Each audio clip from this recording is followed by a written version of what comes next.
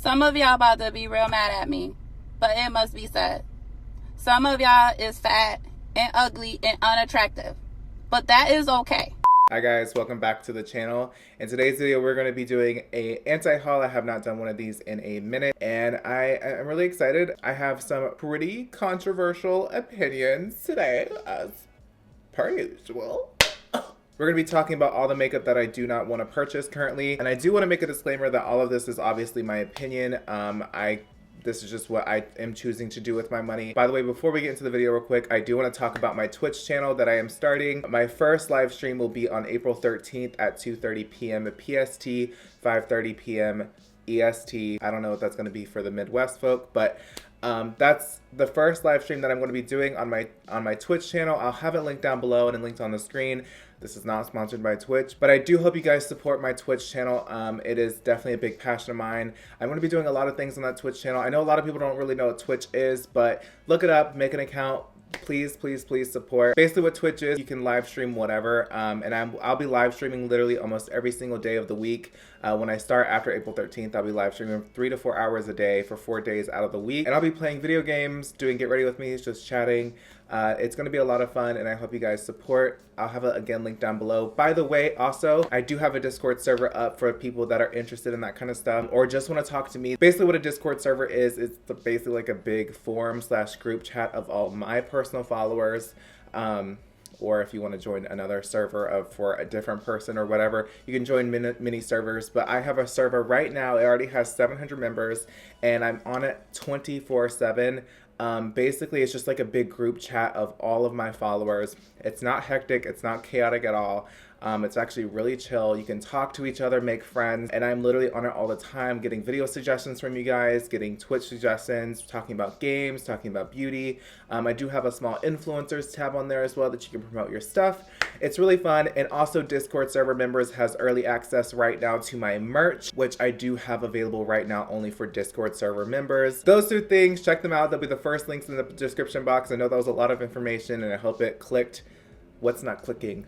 What's not clicking? I hope it clicked. I hope you guys understood what I was saying. If you're not already subscribed, I'd love to have you. We're pretty chill over here, and we enjoy memes. I do have a We Enjoy Memes phone case and mug available now, or a memes phone case and mug available now as well for Discord members. Give this video a huge thumbs up if you haven't already. It helps me out a lot. Comment down below some products that you will not be buying this time around, this spring collection, whatever. Just let me know in the comments section. Sound off in the comment section down below. Let me know what you're not going to be buying, why you're not going to be buying it, and let's have a little discussion in the chat.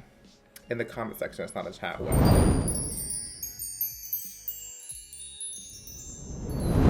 Okay, so the first collection or product that I won't be buying with my coin is probably the most controversial one in this video, and probably the one that I'm going to get the most hate for, to be honest. It is the Anastasia Beverly Hills Riviera Palette. Now hear me out. Hear me out. Let's reel it back in. I know, we're shook. We are shook. This is so controversial. And I get it. I really understand the reasoning behind the palette. I understand why she chose to go this route rather than doing a rainbow palette, because Anastasia Beverly Hills is known for glam, all that stuff. I get it. I 100,000% understand why she went this route. However, for me personally, I wanted to see something so different from Anastasia Beverly Hills, which is a full colored palette, literally greens, blues, yellows, pinks, magentas, reds. Currently, I'm just not vibing with Anastasia Beverly Hills doing the half shimmers, half mattes. I like how Modern Renaissance was set up in the sense of like there was more mattes than there were shimmers. I'll put on the screen how I wanted the palette to maybe look. Because personally, I feel like there's not many high-end brands doing intense color that actually have a lot of pigment that blend really well. I feel like the only brand out there that has an amazing palette like that is the James Charles and Moorthy palette. That palette literally hands down is the quintessential creative palette. I don't see many palettes like that, and I feel like Anastasia missed the mark on being one of those brands that could also have a rainbow palette. They want it to be wearable, but also if you want to be creative, you can be creative. It's like a smaller version of the James Charles palette, basically, like with the same concept, not the same colors, but the same concept of like, you can have your, neutral tones, you can have your pops of color or your color if you want to do them. But for me, because Anastasia I'm talking about this way too much, but for me, because Anastasia only has a certain amount of shades in her palettes, and she already has palettes available like this, that I'm sure a lot of people already own, it would just make sense for me to just release nothing but color, no neutrals, no browns, anything like that. And that's why for me personally, I'm choosing not to purchase this palette. I know this is like a very controversial opinion. I know it's gonna make a lot of people mad, but for me, that's just what I was looking for and hoping for in the Riviera palette. And maybe she is working on a palette like that, and maybe this was just like the transition or the ease into that. But for me, I'm just gonna have to pass on this palette personally. The colors are beautiful, they really are, but I own them and I don't need another palette with a similar color story that I already own in my collection. Whew! I feel like I had to over-explain that one. I promise not that the rest of these products are not going to be over-explained like that. You know, I just didn't want to be out here getting dragged left and right for putting Miss Anastasia Beverly Hills in an anti-haul because, you know, she got her stands, and Norvina, I love you. Me and Norvina, you my bitch, but, you know. This next one is a little less controversial, and I feel like we can all agree. Maybe, maybe not. But it's the Moorthy Spring Collection. This palette right here. Listen, for me personally, I've already seen palettes like this before. It's been done. I've seen collections like this before. Basically, it's just another base kind of collection to throw out there, just to throw out there. I want to keep it real with you guys. I feel like brands should really just stop throwing collections out there for the sake of it because everything's been done now. So I feel like things need to have a little more thought put into them. You know what I mean? Like, it's just like, I just feel like it's not what's not clicking again? Like, well, what's not clicking? You know, Moorthy does have their hits, but for me personally, this is just a collection that I'm going to have to pass because I've just seen it before. It's not interesting, and these kind of products that they're providing, I feel like I can get better versions that I know will be better because, again, it's Moorthy from other brands. Do you see what I'm saying? So it's going to be a pass for me. Moving on. Next on the list is, I feel like every anti-haul has MAC. And I just feel like it's so, I don't understand why every anti-haul has to have MAC, but every time I film one of these, MAC is out here releasing, you know, the same old, and unfortunately, I just have to throw my 2 cents in there, and yeah, MAC is releasing a spring collection, and the packaging is gorgeous. However, the products are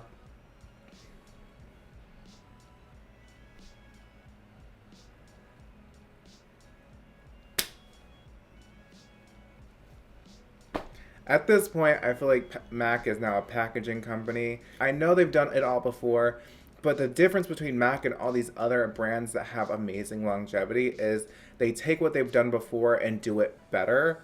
And MAC is just like, well, we've done it and it's great, so we can't do anything else now. I'm like, but yes, you can. You can still grow as a brand. You are one of the top dogs out there, but you can still grow and innovate if you wanted to. And I feel like MAC has just gotten comfortable. They're lazy, and now all they're doing now is collection after collection that has nothing but great packaging and nothing else. The products are the same old, nothing interesting, same old colors. There's nothing interesting with MAC anymore, and it bums me out because, I mean, I feel like we all have our experiences with MAC. MAC has a place in our heart. If you started out with makeup, you have an experience with MAC in some capacity, whether it's your first foundation was a MAC foundation, your first eyeshadow was a MAC eyeshadow.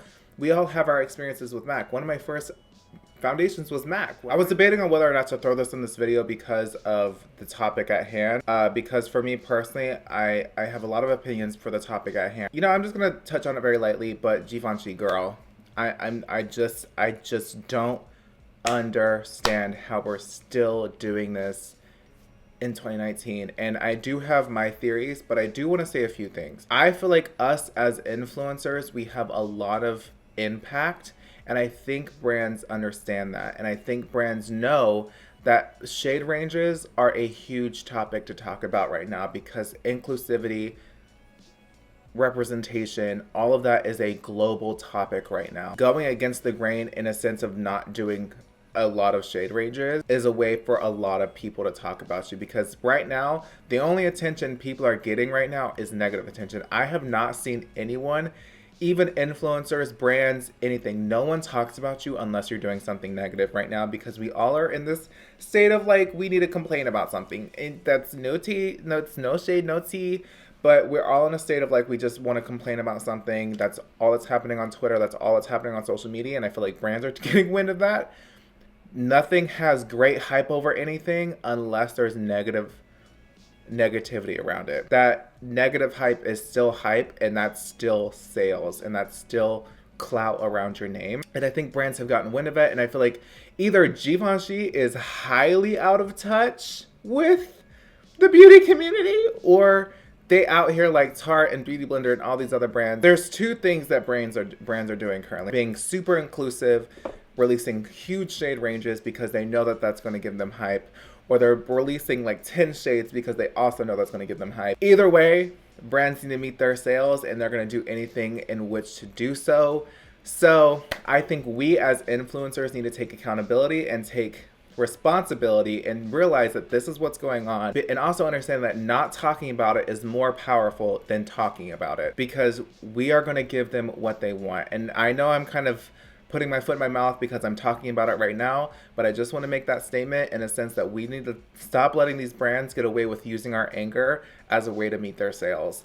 I'm just saying. Next on my list of things that I will not be purchasing is the Kylie Loose Setting Powder. Now, I was actually contemplating whether or not I wanted to buy this powder because I'm a powder fiend. Powder is probably my favorite step in my makeup routine. Watching creamy, thick foundation just turn into smooth, creamy butter on the under eyes or on the face is one of the most satisfying things I can ever see. And that's why I absolutely love setting powder, because, and I literally collect setting powder. Setting powder is my favorite thing in the world. It's my favorite thing to try out. It's just because it just completely transformed the face. I don't know how I feel about, I don't know how to feel. I love the shade range. I feel like the shade range of the powder is really great. For me, I just don't need it at the same time, especially from Kylie Cosmetics. I still just have like a weird vibe about Kylie Cosmetics. Dare I say, KKW Beauty is better than Kylie Cosmetics as far as like quality goes. I don't know. I've considered doing a battle of the brands for Kylie versus KKW, but we shall see about that one. The best way I can explain it is I was like, oh my god, new powders, but it's Kylie Cosmetics. That was kind of my my whole thing with the powders. I was like, oh. Like that's what happened, and I can't get past my horrible experiences with other Kylie Cosmetic products for me to like go out of my way and purchase this one, especially for $24. I think I'm gonna have to pass. Next up is the Farsali Rose, what is this shit called? A Rose Gold Elixir. It's the Rose Gold Skin Mist. Has 24 karat, it's a 4-in-1 wonder for the skin, infused with rosehip seed oil. It's basically just a bougie ass, fancy ass face mist. I don't like Farsali. It's $39. I just don't know what in the Tatcha they're thinking, but sweetie, I will never get Farsali as a brand. I personally just don't understand the hype around the brand. Don't get it. Don't get why I would want it to. I just don't know. I don't know. Yeah, no. Rose gold is cool. Rose hip oil, great. However, no. New Too Faced skincare. I have a lot of feelings, and actually I am going to be doing a video very soon with a very on the rise esthetician, dermatologist. She is very well versed in this stuff. She is the creator of the 60-second, cleansing face thing. She's really amazing. I'm going to be doing a video with her very soon about the myth, what you should not be putting on your face. Just basically overall a skincare video with her. I'm not very well versed in skincare, but I have my, my google.com knowledge, but this Too Faced skincare, we need to talk about this. We need to talk about the things that we put on our face and how a lot of skincare literally does not have that good of ingredients. One of the main ingredients in this Too Faced skincare is coconut water. I need people to understand that coconut does not belong on the face. Coconut butter, coconut anything does not belong on the face. Whether it doesn't break you out or not, it is still clogging your pores. It is still high on the comedogenic scale. It is very bad for your skin. I am so anti-coconut. It is insane. Please, y'all, stop putting coconut on your skin. It is not good for you. I will not be purchasing this, and I strongly advise a lot of you not to purchase it as well. Next up on my anti-haul list is the Beauty Blender primers. My main reasoning why I'm not going to be purchasing the Beauty Blender primers is because of the price and also the packaging. I just feel like it looks sus. It looks like Vaseline packaging, especially the Selfie Shield one. Does not look like Vaseline. It looks like Vaseline, right? I feel like it looks like Vaseline. It's $32. I mean, I'm sure there is a lot of product in there, but for me, I just feel like it is a bit overpriced, and I don't know if I want to trust Beauty Blender for primer. I could barely trust Beauty Blender for foundation. So I'm really not vibing too well with the overall look and feel of the whole Beauty Blender primer. I'm sure they might be great products, but for me personally, I don't want to spend my money on those primers. I'm not buying any other primers unless it's this one, the Optical Illusion from Urban Decay.